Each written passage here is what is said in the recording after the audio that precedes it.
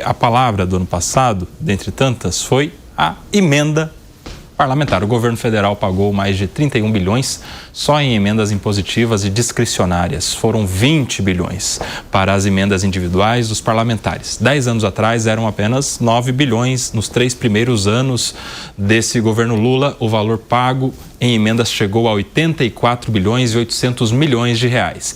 Em comparação dos 3 primeiros anos da gestão Bolsonaro, as emendas pagas somaram 37 bilhões e 700 milhões de reais, o que reforça a ideia de que a cada ano o Congresso Nacional abocanha mais um pedacinho do orçamento federal. Sabem quanto está destinado às emendas agora, em 2026, nesse ano que se inicia? 61 bilhões de reais. Como temos 594 parlamentares, entre deputados federais e senadores, é como se cada um deles tivesse direito a uma média de 102 milhões de reais em indicações. Média por quê? Porque os senadores são 81 para o Senado, né? E 513 estão na Câmara dos Deputados. Isso faz diferença para quanto é destinado para cada um desses gabinetes. Senhor Fábio Piperno, chegamos aí nesse número exorbitante de 61 bilhões de reais em emendas parlamentares. Além de ser um número robusto e que dá margem a muitas interpretações suspeitas e, para não dizer corrupção mesmo, né? Falando português, claro, né? E esse número, esse volume todo também estabelece uma assimetria muito grande nas eleições. Porque um parlamentar que cumpre um mandato de 4 anos, com essa bolada toda, ele se torna, nesse período, alguém responsável pela distribuição de pelo menos 200 milhões em emendas individuais. Porque tem as de comissão, tem as de bancada e tal, mas as emendas individuais, elas totalizam mais ou menos 200 milhões de reais por parlamentar durante um mandato, né? Então, isso torna a disputa desigual. Imagina, por exemplo, Alan Gani querendo ser candidato a deputado federal pela região, vamos imaginar de Sorocaba. Muito bem, Alan Gani chega lá, ganha, começa lá. Enfim, ainda ele tem chance porque é uma pessoa que tem aí, além de credibilidade, também tem a visibilidade proporcionada pela Jovem Pan. Mas vamos imaginar que ele não tivesse isso, né? Aí ele vai disputar a eleição em uma área em que existe lá um ativo deputado federal que ficou 4 anos despejando emenda. Boa. Quem é que tem vantagem? O Alan Gani, o deputado que gastou 200 milhões de dinheiro público via emendas. É óbvio que isso acaba determinando uma concorrência desleal. Então, essa história das emendas também serve como um veículo de perpetuação do poder. Porque o parlamentar que tem essa bolada toda, que tem essa grana toda, que é o gerente disso aí, além das suspeitas que a gente tem, ele ainda tem essa vantagem eleitoral.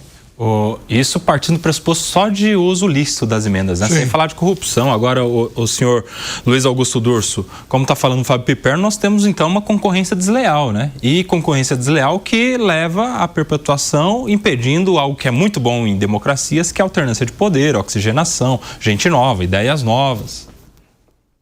Olha, Piperno, eu estou absolutamente com você com relação ao argumento. Eu concordo plenamente. Acho que isso fere a democracia no sentido de transformar a eleição num pleito justo para todos. O indivíduo ele tem uma capacidade de agradar aquela região com dinheiro público muito maior do que outro candidato. Agora, se nós tivéssemos no Brasil só esse problema e este problema fosse a corrida dos deputados e dos parlamentares em entregar boas obras, usando esse dinheiro para se reeleger, eu estava absolutamente feliz, viu, Piperno? Infelizmente, a gente tem esse cenário de desigualdade na entrega de distribuição, né, no fim, mas também a situação de que esse dinheiro ele é mal fiscalizado, tem corrupção, mal gasto e nós não vemos a contrapartida. Eu não consigo imaginar Eu já falei, eu não consigo ver 30 bi investido esse ano, muito menos 60 bilhões ano que vem, que as pessoas de fato notem a diferença na vida delas, lembrando que isso é dinheiro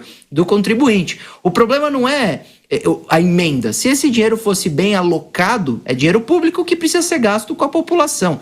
Tá certo. Se foi um ou outro que gastou, isso, em tese, como a gente falou, fere esse pleito justo, mas até seria bom.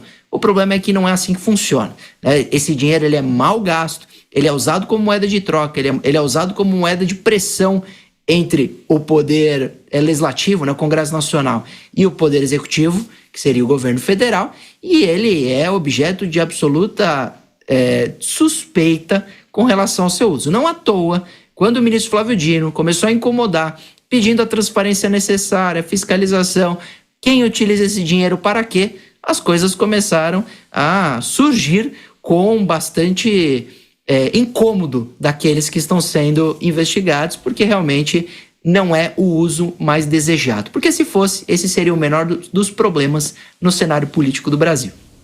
E aí, Alan Gani, já que o Piperno lançou aí a possibilidade de uma candidatura a deputado federal do Alan Gani, hein? Qual seria o jingle do Alan Gani? A gente ia pensar em alguma coisa mais parecida com Javier Milei, assim, o cabelo dele, um rock, né? Esse de si, ele que é roqueiro e cabeludo.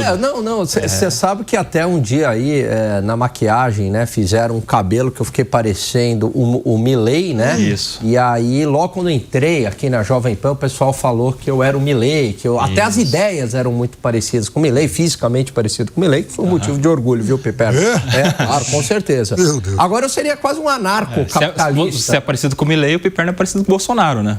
Com certeza. Isso ele parece mesmo, não faço piada. Eu acho ele muito parecido mesmo com o Bolsonaro. Cosplay. Agora, o Koba, eu seria ali quase um anarco-capitalista, porque eu sou contra este volume de emendas. Veja, tem muita gente aí que comemora, né, o Congresso com mais emendas, porque é o governo do PT, então tá certo, tem que ter mais dinheiro para o Congresso, só que é uma questão de Estado. Quando virar o governo, entrar um governo de direita, e aí? O governo de direita também vai ter que governar com um parlamento com 60 bilhões de reais e o governo com pouco dinheiro. Então não é uma questão, né, da preferência do governo de turno, é uma questão de Estado.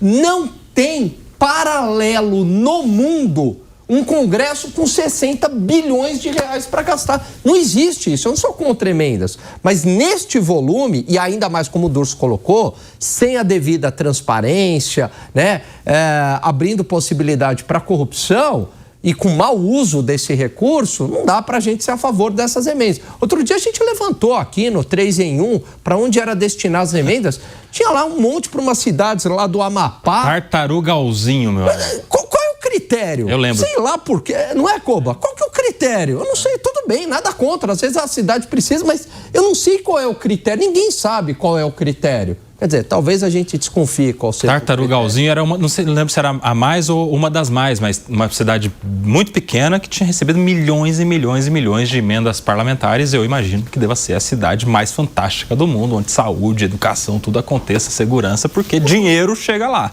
seu Piperninho. Outro dia, numa cidade do Maranhão, foram presos o prefeito, a primeira-dama, o vice-prefeito e todos os vereadores, né? Aí acho que teve dois vereadores que ficaram em prisão, em regime semiaberto, para ter alguém para poder abrir a Câmara lá e tal, né? Porque, mas assim, tudo dinheiro de emenda, né? Dinheiro que acabou sendo desviado. Então, isso é uma pouca vergonha nacional, né? Há muito tempo a gente fala isso, mas também não me surpreende, porque eu acho esse o pior e mais fundamentalista Congresso de todos os tempos. A gente vai ver quantos habitantes tem Tartarugalzinho, mas a gente já tem um número aqui dos valores recebidos em emendas parlamentares. Desde 2015 foram 215, Diego? 214 milhões de reais em emendas parlamentares para uma cidade de 13 mil habitantes, meus amigos, lá eu entrei na frente do Gani aqui, desculpa, viu, Gani? Eu vou aprendendo. A gente tem que não consigo pensar e andar ao mesmo tempo, falar, a gente vai, essa coordenação, mas vou aprendendo. Mas uma cidade de 13 mil habitantes com tanto dinheiro de emenda parlamentar, vou me mudar para Tartarugalzinho, me esperem.